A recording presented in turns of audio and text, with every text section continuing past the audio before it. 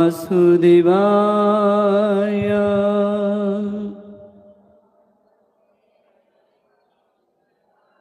ॐ ज्ञानतिमिरान्धस्य ज्ञानाञ्जनशलाकया चक्षुरुन्मिलितं येन तस्मै श्रीगुरवे नमः।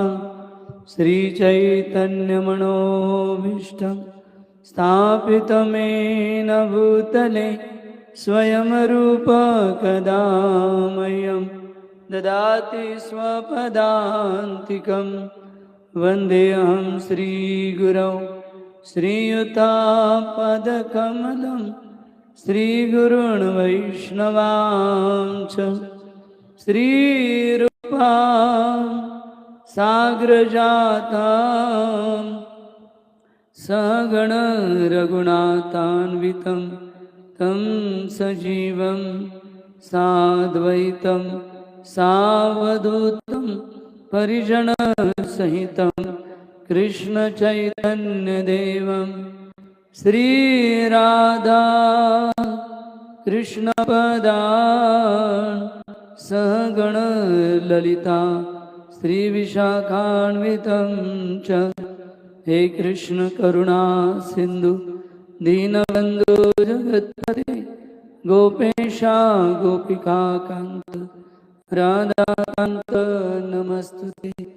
तप्तकांचन गौरांगी राधे वृंदावनेश्वरी वृषभानुसुते देवी प्रणमामि हरिप्रिये। वाञ्छाकल्पतरुभ्यश्च कृपा सिन्धुभ्येव च पतितानां पावनेभ्यो वैष्णवेभ्यो नमो नमः। नमो विष्णुपदाय कृष्णप्रेष्ठाय भूतले श्रीमते भक्तिवेदान्त स्वामी इति नामिने। नमस्ते सरस्वती देवी गौरवाणी प्रचारिणे निर्विशेषा शून्यवादी पाश्चात्यदेशतारिणे। जय श्री कृष्ण चैतन्य प्रभु नित्यानंद श्री अद्वैत गदाधर श्रीवासादि गौर भक्तवृंद। हरे कृष्णा हरे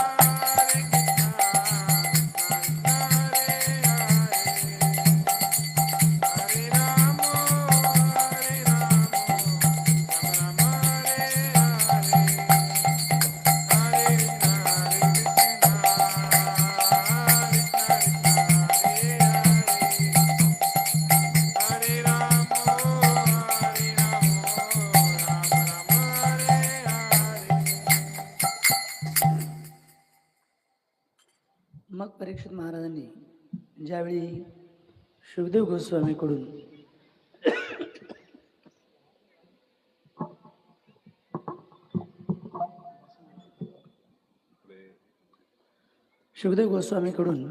परीक्षित महाराजांनी ऐकलं की कालिया रूपी जो डोह आहे त्या डोहामध्ये यमुना रूपी डोहामध्ये कालिया सर्प आलेला आहे आणि हा जो सर्प आहे याच्या विषाने जे आहे ते संपूर्ण कालियाच्या आजूबाजूचा प्रदेश दूषित झालेला आहे असं ज्यावेळी शुकदेव गोस्वामींनी सांगितलं त्यावेळी परीक्षित महाराज शुकदेव गोस्वामींना प्रश्न विचारतात की हे विद्वान मुनी कृपया करून आम्हाला सांगा की मग या कालियाला भगवंतांनी कसं प्रताडित केलं, भगवंतांनी कसं पळवून लावलं आणि काय केलं भगवंतांनी ज्यामुळे कालिया तिथून निघून गेला.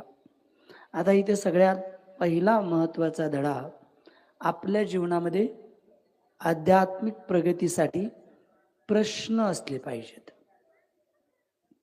हरे कृष्ण. आध्यात्मिक जीवनामध्ये प्रश्न असले पाहिजेत. आपण सकाळी उठल्यापासून रात्री झोपेपर्यंत प्रश्नांची चर्चा करत असतो, नाही का? जसं पक्षी घरट्यामध्ये चर्चा करत असतात, जेवण मिळेल का, खाऊ मिळेल का, कुठे जायचंय, काय जायचंय. तसं आपलेही प्रश्न ठरलेले असतात. सकाळी उठला का, टिफिन भरला का, लाईट बिल भरलं का, मुलांच्या शाळेच्या फी भरल्या का नाही, आपलेही प्रश्न असतात. परंतु वास्तविक प्रश्न काय? वास्तविक प्रश्न आहे आत्म्याच्या उद्धारासाठी प्रश्न विचारणे. म्हणून जोपर्यंत आपण आत्म्याच्या उद्धारासाठी प्रश्न विचारणार नाही तोपर्यंत आपण आध्यात्मिक प्रगती करणार नाही. आपल्याला प्रश्न पडले पाहिजेत की मला जन्म का मिळाला. किती लोकांना प्रश्न आहे का? कधी पडला का? नाही पडला. बर, मला जन्म मिळाला तर माझा मृत्यू होणार आहे. किती लोकांना मृत्यू पाहिजे, मरण पाहिजे? वैतागले काय? वैतागल्याशिवाय हात वरती येणार नाही. पण जनरली आता काही लोकांनी हात वरती केला, पण मग जसा जसा मृत्यू होतो कठीण अवस्था होते, सुटत नाही देह, आसक्ती भरपूर आहे. तर किती लोकांना आपल्याला मारा वाटतं का नाही, मग मी मरणार आहे, मग मेल्यानंतर मी कुठे जाणार, हा प्रश्न स्वतःला विचारला पाहिजे. आपण प्रश्न विचारला पाहिजे की माझी शक्ती, मला ऐकण्याची शक्ती ही कोणती. जसं एक शास्त्रज्ञ न्यूटन, ते झाडाखाली बसले होते, झाडावरनं सफरचंद खाली पडलं. त्यांनी काय प्रश्न विचारला स्वतःला, सफरचंद खालीच का पडलं, वर का गेलं नाही. आणि मग गुरुत्वाकर्षण हा नियम त्यांनी शोधून काढला. त्यांना हा प्रश्न पडला नाही की सफरचंद या झाडाला आलं कुठून. आपण कधी विचार करतो का, एकच जमीन आहे, एकच शेत आहे, पण त्या जमिनीमध्ये त्या शेतामध्ये म्हणून आध्यात्मिक जीवना, म्हणून वेदांचं पहिलं सूत्र आहे अथातो ब्रह्म जिज्ञासा. मनुष्य देवन जिज्ञासा करण्यासाठी मिळालेला आहे. मेल्यानंतर मी कुठे जाणार. मेडिकल सायन्सनुसार दर 6 वर्षांनी आपल्या शरीरातला प्रत्येक जीवाणू बदलतो. दर 6 वर्षानंतर नवीन शरीर आपल्याला होतं, नवीन प्राप्त होतं. मग जुनं शरीर कुठे जातं, कोण हे शरीरामध्ये परिवर्तन करतं, हे जाणण्यासाठी भगवंताने आपल्याला बुद्धी दिलेली आहे. आणि म्हणून आपण काय केले पाहिजेत, प्रश्न विचारले पाहिजेत. आणि मग परीक्षित महाराजांचा हा प्रश्न ऐकल्यानंतर शुकदेव गोस्वामी, प्रश्न पडले पाहिजेत. आपल्याला प्रश्न विचित्रच नाही, त्याच्या घरात काय चाललंय, याच्या घरात काय चाललंय, नाही का? किंवा मग याने असं केलं, त्याने असं केलं, आणि त्यातच आमचं जीवन निघून चाललेलं आहे. आणि म्हणून अथातो ब्रह्म जिज्ञासा, मनुष्य जीवनामध्ये ही दुर्लभ बुद्धी मिळालेली आहे. त्या दुर्लभ बुद्धीने जाणायचंय मी कोण, भगवंत कोण, माझा भगवंताशी काय संबंध, मी मेल्यानंतर कुठे जाणार, ही प्रकृती कशी चाललेली आहे, ह्या प्रश्नांची उत्तर शोधणं हे मनुष्याचं आद्य कर्तव्य आहे. नीट लक्षात घ्या. आणि मग परीक्षित महाराजांनी प्रश्न विचारला आणि या प्रश्नाच्या उत्तरार्थ परीक्षित महाराजांना शुकदेव गोस्वामींनी सांगितलं, पूर्ण सुंदर वर्णन केलेलं आहे की कशा प्रकारे तो कालिया डोह हा यमुनेचा एक भाग आहे आणि कालिया रूपी सर्प त्याच्यामध्ये वास करत आहे. हा कालिया रूपी अत्यंत भयानक आहे. कालिया आजूबाजूच्या जवळजवळ कैक किलोमीटरवरती ज्या काही वनस्पती होत्या त्या जळून भस्म होत्या. आकाशातून उडणारे पक्षी विषामुळे मृत होऊन जायचे. अशा प्रकारे हे कलियुग आहे, नीट लक्षात घ्या. इथे मायारूपी शक्ती वास करते आणि तिच्या विषाने आपण सर्व आध्यात्मिक दृष्ट्या मृत झालेलो आहोत. फार महत्वाचा विषय हा. कृष्ण भूलिया जीव भोगवांछा करे, झपटिया माया पिसाचिर धरे.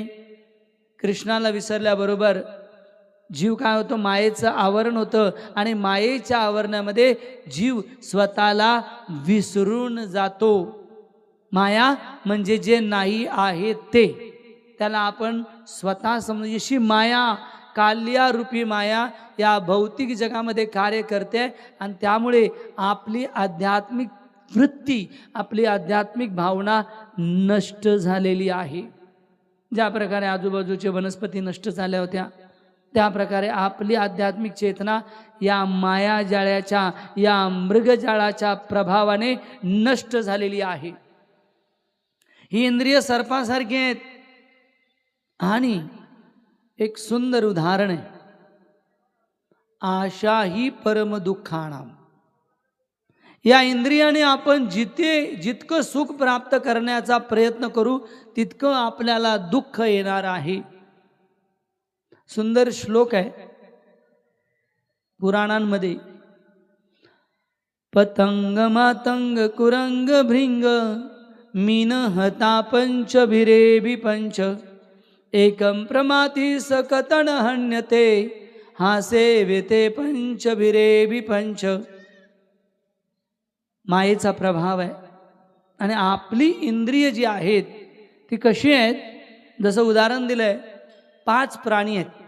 पतंग म्हणजे पतंगाचा किडा, तो बघतो आपल्या डोळ्यांनी की अरे अग्नी जळतोय, आपल्या डोळ्याच्या आवेगाला तो थांबवू शकत नाही, त्या आगीमध्ये जाऊन भस्मसात होतो.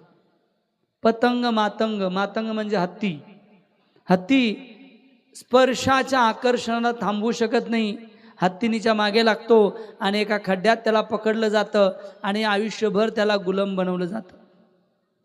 पतंग मातंग. तिसरं आहे कुरंग. कुरंग म्हणजे हिरण. त्याला कसं पकडलं जातं, वाद्य वाजवून पकडलं जातं. सुंदर वाद्य वाजवलं जातं आणि त्याला पकडलं जातं. त्याला माहिती आहे हे वाद्य जर मी ऐकत बसलो तर मला शिकारी येईल आणि पकडेल, परंतु तो तिथेच उभा राहतो. शिकारी येतो, त्याला पकडतो, तिच्या चमड्याचं वाद्य बनवतो. पतंग मातंग कुरंग भृंग. भृंग म्हणजे भृंगा. तो इतक्या मोठ्या लाकडाला भेदू शकतो, झाडाला भेदू शकतो. पण ज्यावेळी या नासिकेने कमळाच्या परागाचा सुगंध येतो त्यावेळी तो कमळावर जाऊन बसतो. आणि जसा कमळावर जाऊन बसतो, रात्र झाल्यानंतर काय होतं, कमळ बंद होतं. त्या नासिकेमध्ये आसक्त झाल्यामुळे तो कमळाची ती पंखुडी आहे, पाकळी, ती देखील तो भेदू शकत नाही. पतंग मातंग कुरंग भृंग.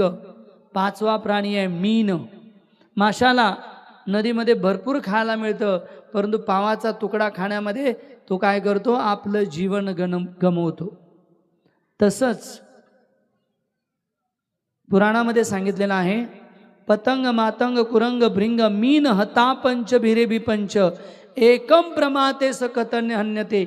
एक एक प्राणी एक एक इंद्रियाच्या आकर्षणामुळे, नीट लक्षात शब्द ठेवा, आकर्षणामुळे आपलं काय करतो, जीवन गमवतो. पतंग अग्नीमध्ये जातो, डोळ्याच्या आकर्षणाला थांबवलेलं नाही आहे. हत्ती त्वचेच्या आकर्षणाला थांबवलं नाही आहे, म्हणून तो खड्ड्यामध्ये पडतो, आयुष्य गुलामगिरीत काढतो. हरिण कानाच्या आकर्षणाला थांबवू शकत नाही, मग आयुष्यभर वाद्य बनतो. भृंगा नाकाच्या आकर्षणाला थांबवू शकत नाही आणि आपलं आयुष्य गमवतो. मासा जिवेच्या आकर्षणाला थांबवू शकत नाही आणि आपलं आयुष्य गमवतो. 5 एक एक प्राणी एक एक इंद्रियामुळे आपलं आयुष्य गमवतात. मनुष्यामध्ये ही 5 इंद्रिय सक्षम आहेत. विचार करा, त्या मनुष्याची काय अवस्था होईल ज्यावेळी तो माया शक्तीकडे आकर्षित होईल. आणि माया शक्तीकडे आकर्षित झाल्यानंतर तो भौतिकदृष्ट्या चालता फिरता दिसेल, पण आध्यात्मिक दृष्ट्या मृत झालेला असेल, भक्ती करण्याची त्याची चेतना नसेल. त्याच प्रकारे कालियारूपी मायेचा हा प्रभाव आहे. मग पुढे शुकदेव गोस्वामी लिहितात की मग एकदा भगवंत जे आहे त्यांनी ठरवलं की आता या यमुनेला, या डोहाला कालियापासून मुक्त करायचं आहे. आणि म्हणून भगवंत एकदा कदंबाच्या वृक्षावर चढले. मग विश्वनाथ चक्रवर्ती ठाकूर लिहितात की मग सगळे वृक्ष मेले होते, मग हा वृक्ष कसा जगला? आजही तो वृक्ष वृंदावनमध्ये आहे, यमुनेच्या काठावरती आजही तो वृक्ष, कदंब वृक्ष आजही आहे. मग तो कसा काय जगला? त्याची 2 उत्तरं देतात. एक, ज्यावेळी देवी देवतांचं युद्ध सुरू झालं आणि ज्यावेळी कुंभ मिळालं, कुंभ, आणि ते कुंभ घेऊन ज्यावेळी गरुड पळायला लागले, त्या पळता पळता गरुडाने ते अमृताचे कुंभ त्या झाडावर ठेवले होतं, किंवा काही आचार्य सांगतात त्यांच्यातले काही बूंद थेंब त्यांनी त्या झाडावर टाकले होते आणि म्हणून ते झाड जिवंत होतं. आणि दुसरं, भगवंताचा स्पर्श झाल्यामुळे ते झाड काय झालं? जिवंत झालेलं आहे. भगवंताने ठरवलं की आता मला या कालियाचा उद्धार करायचा आहे. भगवंत कालियाच्या डोहामध्ये गेले आणि कालियाच्या डोहामध्ये भगवंतांनी 1000 फण असलेला कालिया त्याच्याबरोबर युद्ध केलं. फार सुंदर प्रसंग आहे. आणि कालियाच्या फणावरती भगवंताने नृत्य केलं. पहिलं तर कालिया द्वेषाने आग ओकू लागला. द्वेषाने तो भगवंतांना पकडण्याचा प्रयत्न करू लागला, परंतु भगवंत ते काय हाताला लागणार आहेत. भगवंतांनी सुंदर लिली या पद्धतीने कालियाच्या फणावर गेले आणि कालियाच्या फणावरती जोर जोराने लत्त प्रहार करू लागले. भगवंताचे चरण कमल इतके कोमल आहेत, परंतु ते कोमल चरण कालियाला वज्राप्रमाणे लागू लागले. कालियाने पहिलं विष ओकलं, मग रक्त ओकलं, आणि मग कालियाच्या लक्षात आलं की मी चुकीच्या व्यक्तीशी भांडण सुरू केलेलं आहे. त्याचवेळी कालियाच्या पत्नी आल्या आणि त्यांनी जे आहे कालियाला माफ करण्यासाठी प्रार्थना केलेली आहे. तर यावरून भक्तिविनोद ठाकूर लिहितात की कालिया हे द्वेषाचं प्रतीक आहे. कालिया हे द्वेषाचं प्रतीक आहे आणि प्रत्येकाच्या हृदयामध्ये द्वेष, वैर आणि ईर्ष्या प्रत्येकाच्या हृदयामध्ये कार्य करते. आणि आपण पाहतो समाजामध्ये कशा प्रकारचा द्वेष समाजामध्ये आहे. एकदा एक भारतीय आणि अमेरिकन समुद्राच्या काठावर फिरत होते आणि तिथे मोठे मोठे टँकर भरले होते खेकड्यांनी. आणि त्या खेकड्यामध्ये लिहिलं होतं अमेरिकेचे खेकडे, चायनाचे खेकडे, भारताचे खेकडे, जर्मनीचे खेकडे.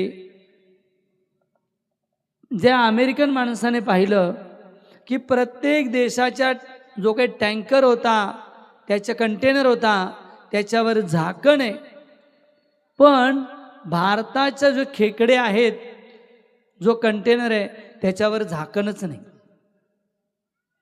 तर याने विचारलं, बुवा त्याच्यावर झाकण का नाही? तो म्हणे जाऊन बघा. काय गेला आणि पाहिलं त्याच्यामध्ये वाकून, तर एक खेकडा चढत होता, दुसरा खेचत होता, दुसरा चढत होता, तिसरा खेचत होता, तिसरा चढत होता, चौथा खेचत होता. ही द्वेष भावना आपल्या प्रत्येकाच्या हृदयात आहे. आणि असं नाही द्वेष भावना इतकी विकोपाला जाते कधी कधी. एकदा दोन बाजूवाले भाऊ शिवजींची तपस्या करतात, शिवजीला प्रसन्न करून घेतात. दोघंही भयानक तपस्या करतात. शिवजी पहिल्या शेजाऱ्याकडे जातात आणि त्याला सांगतात, तथास्तु, मी तुझ्यावर प्रसन्न झालेलो आहे, काय पाहिजे ते माग. द्वेष, ईर्ष्या. तर हा विचारतो, धन्यवाद शिवजी, तुम्ही आलात, फार मोठी गोष्ट आहे माझ्यासाठी, पण मला सांगा की बाजूचाही तपस्या करतोय तुम्हाला प्राप्त करण्यासाठी, तुम्ही त्याच्याकडे पण जाणार आहात का? ते म्हणे, हो, मी त्याच्याकडे पण जाणार आहे. अच्छा, मग त्याला पण तुम्ही वरदान देणार का? ते म्हणे, हो, तो जे मागेल मी त्याला देणार आहे. ठीक आहे, आता तू माग, तुला काय मागायचंय? हा हुशार होता. याने सांगितलं की मला ते वरदान द्या, तो जे मागेल त्याच्या डबल मला मिळालं पाहिजे. काय वरदान मागितलं? तो जे मागेल त्याच्या डबल मला मिळालं पाहिजे. द्वेष. तर ठीक आहे, शिवजी म्हणतात तथास्तु. आता बाजूवाल्याकडे जातात, त्याला सांगतात की प्रसन्न आहे, माग, काय वर मागायचं आहे तुला? तो म्हणे, देवा मला आधी हे सांगा, बाजूवाल्याकडे गेला होता का जाणार आहे? तो म्हणे, भगवान शिवजी म्हणे, जाऊन आलो त्यांच्याकडे. पण त्यांनी काय मागितलं? तू जे मागशील त्याच्या डबल त्यांना मिळेल. आता हा विचार करू लागला, मी जर 1 लाख मागितले तर त्याला 2 लाख मिळतील. मी 1 घर मागितलं त्याला 2 घर मिळतील. मी जर 1 गाडी मागितली तर त्याला 2 गाड्या मिळतील. आता करायचं काय? त्याने शिवजींसमोर हात जोडले आणि शिवजींना सांगितलं, शिवजी असं करा, माझा 1 डोळा फोडा. काय सांगितलं? माझा 1 डोळा फोडा. दुसऱ्याचे किती फुटले? तो म्हणे, शिवजी माझा 1 हात लुळा पडू द्या. त्याचे किती पडले? 2. देवा माझा 1 पाय पण लुळा पडू द्या. त्याचे किती पडले? 2. हे आहे भौतिक जगत. या भौतिक जगामध्ये प्रत्येकाच्या हृदयामध्ये द्वेष आणि ईर्ष्या भरलेली आहे, वैरभाव भरलेला आहे. आणि या द्वेष आणि ईर्ष्यामुळे आपल्याला जन्म मृत्यूच्या चक्रामध्ये अडकावं लागणार आहे. आणि म्हणून ज्या प्रकारे कालियाच्या फणावरती भगवंताने नृत्य केलं आणि त्याचं विष, त्याचं रक्त बाहेर काढलं, त्याला शुद्ध केलं, त्याच प्रकारे भगवंताच्या नामाला आपल्या जिभेवर नाचवलं पाहिजे. जोपर्यंत आपण भगवंताचं नाव घेणार नाही तोपर्यंत आपल्या हृदयातल्या इच्छा नष्ट होणार नाहीत, द्वेष नष्ट होणार नाहीत. फार महत्वाचं आहे. म्हणून हा जो हरे कृष्ण महामंत्र आहे याला महामंत्र म्हटलेला आहे. मंत्र आणि महामंत्र याच्यामध्ये अंतर आहे. मंत्र अनेक आहेत. बाजारामध्ये गेल्यानंतर मंत्र अनेक मिळतात, परंतु महामंत्र एकच आहे. मंत्राने काय प्रभाव होतो नीट लक्षात घ्या. अनेक जण मंत्र जपतात. आम्ही म्हटलं हरे कृष्णा जपा तर म्हणता, बाबा आम्ही हे जपतो, बाबा आम्ही ते जपतो. चांगलं आहे, वाईट नाही, पण आपल्याला माहिती पाहिजे की आपण जो जप करतोय त्याचा फायदा काय आहे, नक्की नीट लक्षात घ्या.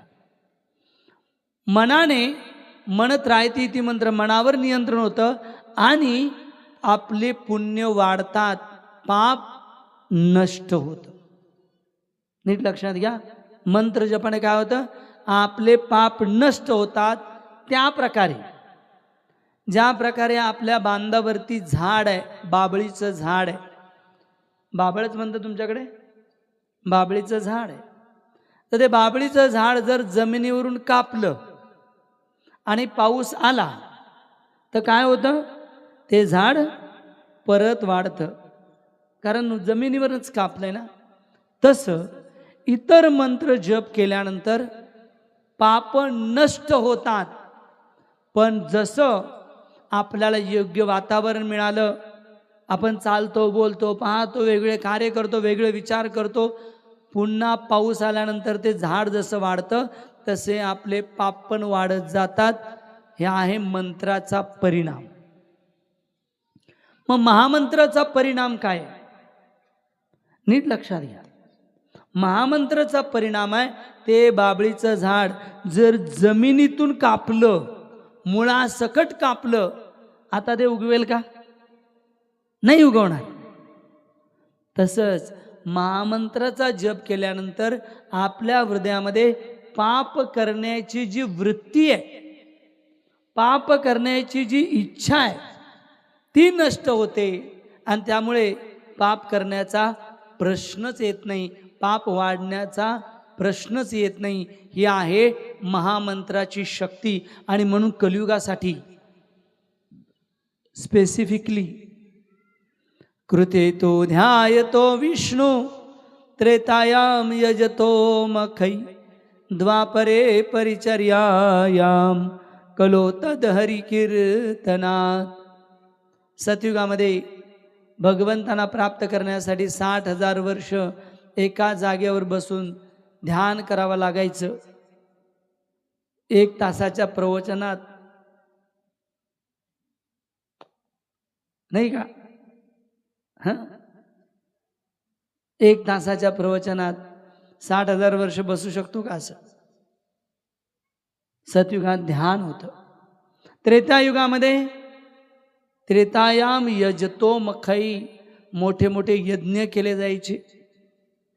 त्या यज्ञामध्ये शुद्ध गाईचं तूप, शुद्ध चंदनाची लाकडं, शुद्ध मंत्र उच्चारण लागतो, शुद्ध ब्राह्मण लागतात.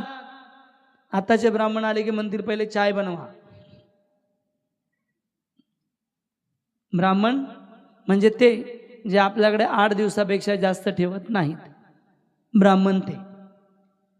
तर ब्राह्मण शुद्ध लागतात, तेवढी शुद्धता नाही. त्रेतायाम यजतो मखै द्वापरे परिचर्यायाम.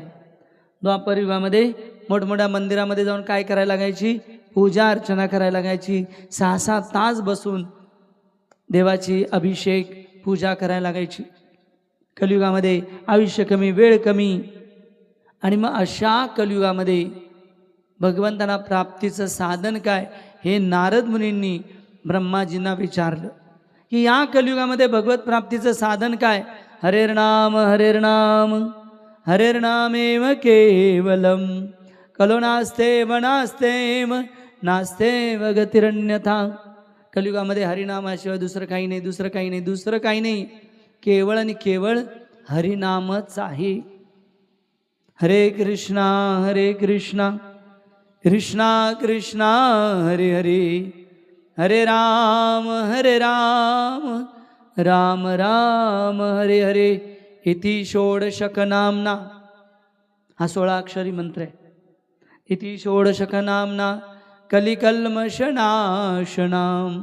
कलीचे जे काही आपल्या हृदयामध्ये कल्मश आहेत, कलिकल्मषनाशनाम.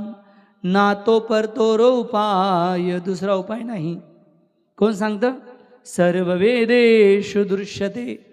सर्व वेदांमध्ये सांगितलेलं आहे.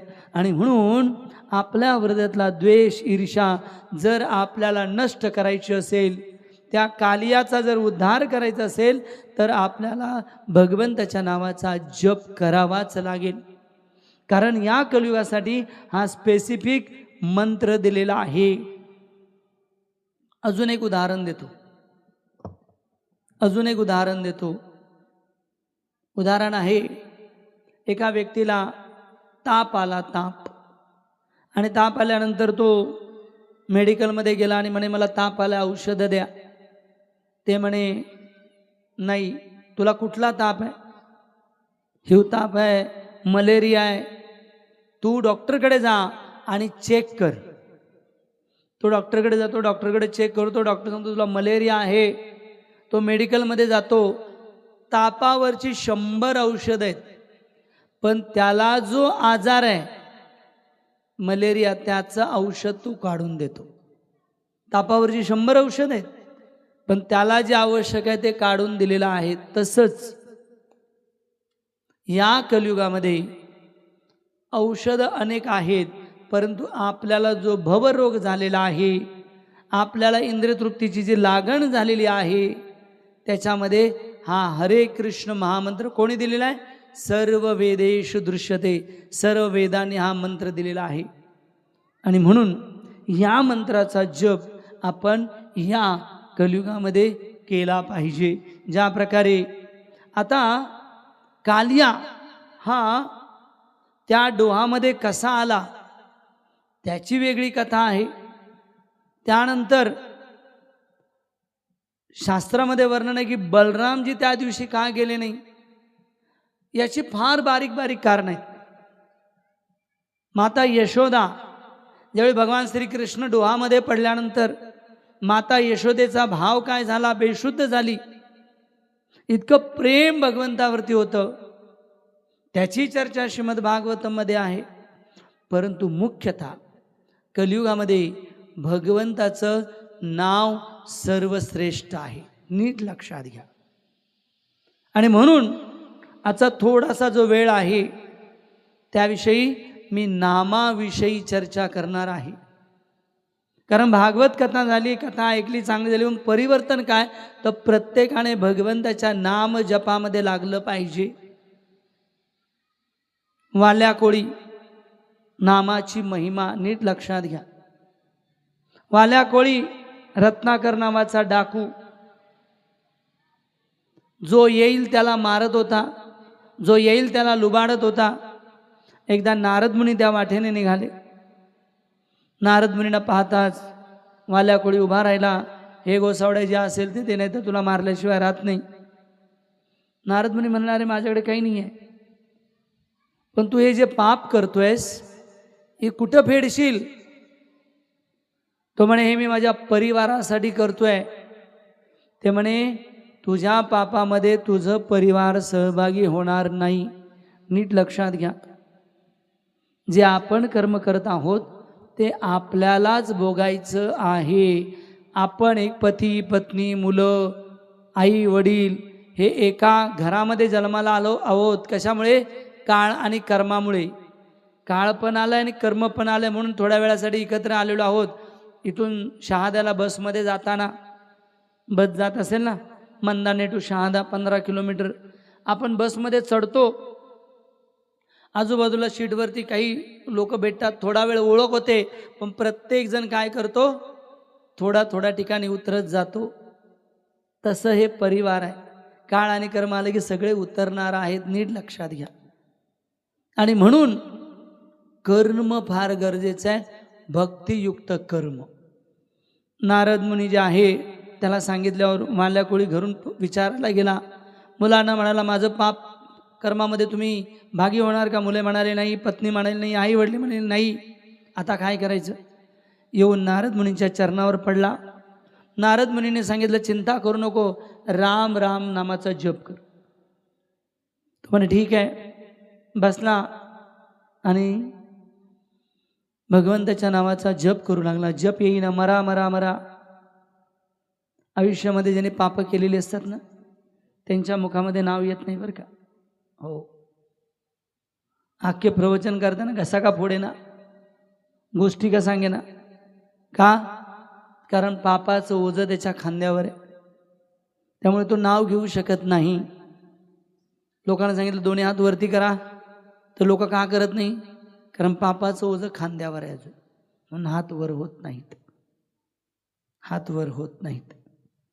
नारद मुनीने वाल्मिकीला सांगितलं, वाल्याला सांगितलं नाही मरा, राम न म्हणतायत तर मरा मरा म्हण.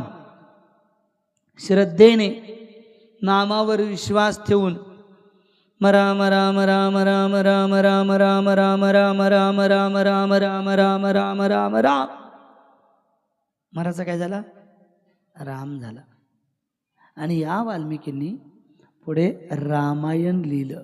ही आहे नामाची महिमा, नीट लक्षात घ्या.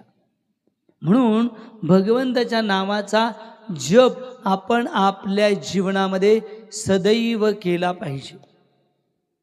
अनेक शास्त्रामध्ये उदाहरणं आहेत. रामायणामध्ये सुंदर सुंदर उदाहरणं आहेत.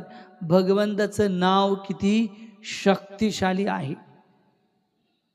माता सीतेचं हरण झालेलं आहे आणि सीतेचं हरण झाल्यानंतर वानर, सुग्रीव, भगवान श्री रामचंद्र सगळे दक्षिण भारतावर समुद्राच्या काठावर पोहोचले. लंकेला जायला भला मोठा समुद्र आहे. आता हा समुद्र पार कसा करायचा? समुद्र देवताने सांगितलं, राम लिहा, दगड तरंगेल. दगड तरंगेल. दगडावरती राम लिहिलं, दगड तरंगला. आजही दक्षिण भारतामध्ये जा, दगड तरंगलेला तुम्हाला पाण्यावर दिसेल. आजही दक्षिण भारतामध्ये आहे ते दगड. दगड पाण्यावर तरंगला.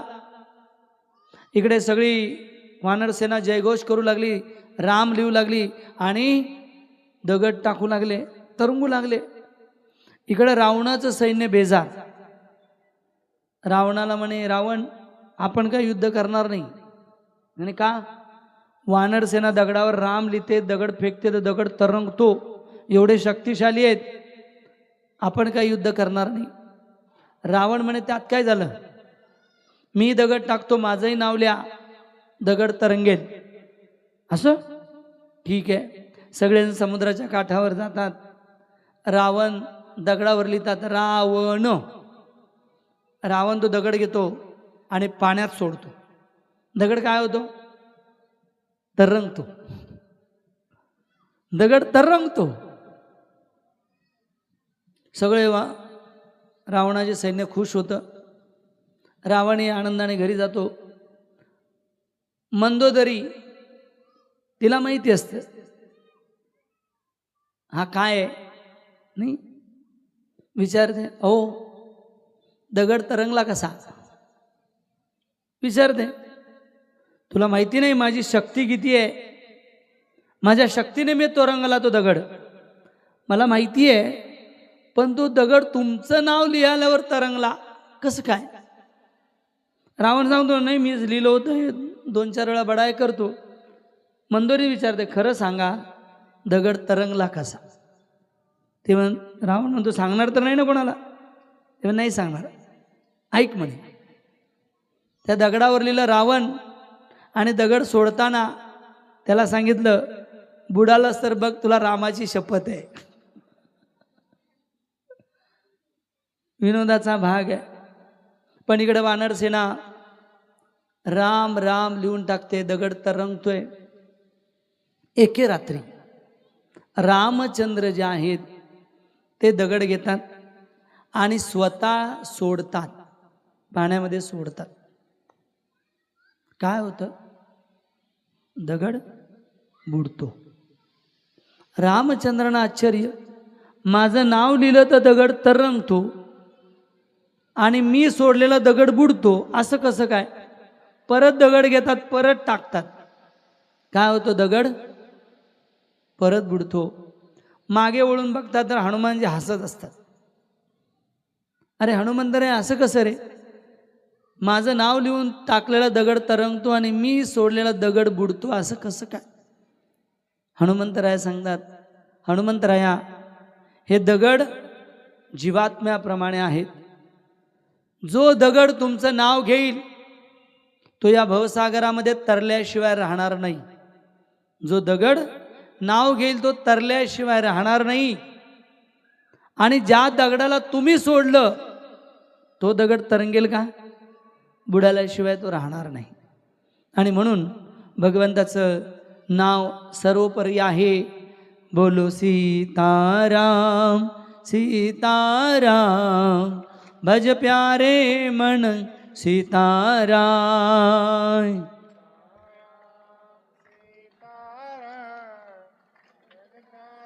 मन सीताराम सीताराम सीताराम, भज प्यारे मन सीताराम.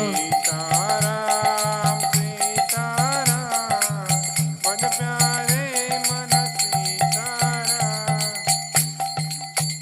बोलो राम राम राम राम राम राम राम राम राम राम राम जय श्री राम राम राम राम राम राम बोला बोला राम राम राम राम जय श्री राम बोलो राम राम राम राम राम राम राम राम राम राम राम जय श्री राम राम राम राम राम राम राम राम राम राम जय श्री राम बोलो सीताराम सीताराम गज प्यारे मन सीताराम सीताराम सीताराम मन प्यारे मन सीताराम तर तो दगड तरंगेल जो भगवंताचं नाव घेईल, तो दगड तरंगेल, तो जीवात्मा तरेल जो भगवंताच्या नावाचा आश्रय घेईल. पंढरीचे विठ्ठल किती जणांनी पाहिलेत? विठोबाचं दर्शन किती लोकांनी केलंय?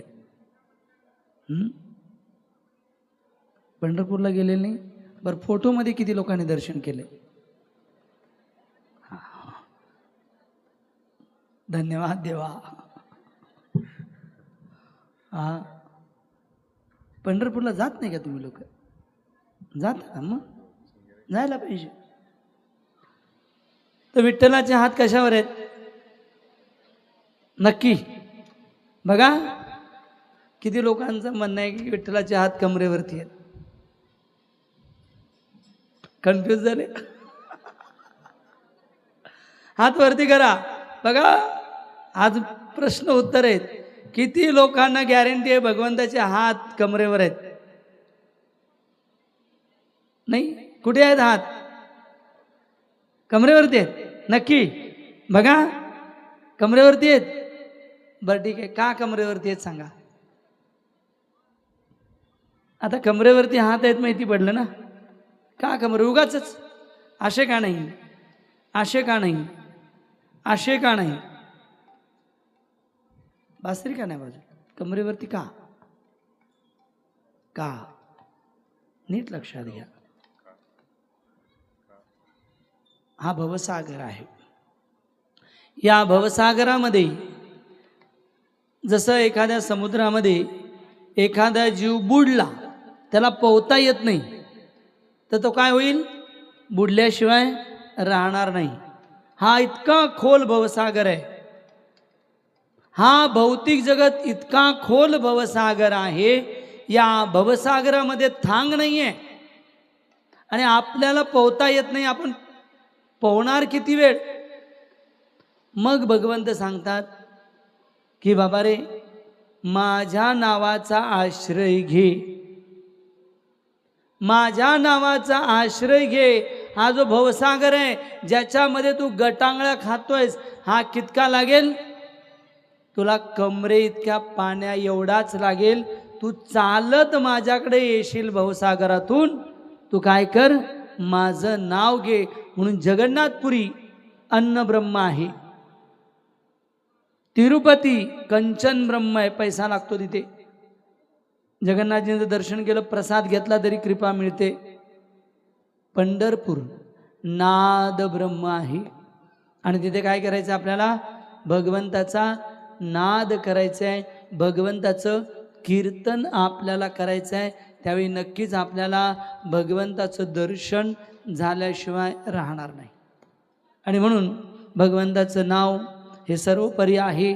भगवंताच्या नावाचा जप आपण केला पाहिजे. ज्या प्रकारे भगवंत कालियाच्या मस्तकावर नाचले, त्याच प्रकारे ज्यावेळी आपण भगवंतांना आपल्या जिभेवर नाचू, त्यावेळी आपल्या हृदयातील द्वेषरूपी, ईर्ष्यारूपी रक्त, हे सगळे विकार निघून जातील आणि आपल्या हृदयामध्ये भगवंताप्रती प्रेम निर्माण होईल, भगवंताप्रती आकर्षण निर्माण होईल. आणि हे आकर्षण निर्माण करण्यासाठीच हा मनुष्य देह आपल्याला मिळालेला आहे. आणि म्हणून या मनुष्य देहामध्ये सर्वांनी भगवंताच्या नावाचा आश्रय घ्यावा, हीच आपल्या सगळ्यांना कथेच्या 6व्या दिवशी विनंती. धन्यवाद. आपण इतक्या उत्सुकतेने कथा ऐकत आहात. उद्या सकाळी गोवर्धन कथा आपण सुरू करणार आहोत. सकाळी किती वाजता आहे? 8 वाजता. सकाळी 8 ते 9:30 पर्यंत कथा राहील आणि त्यानंतर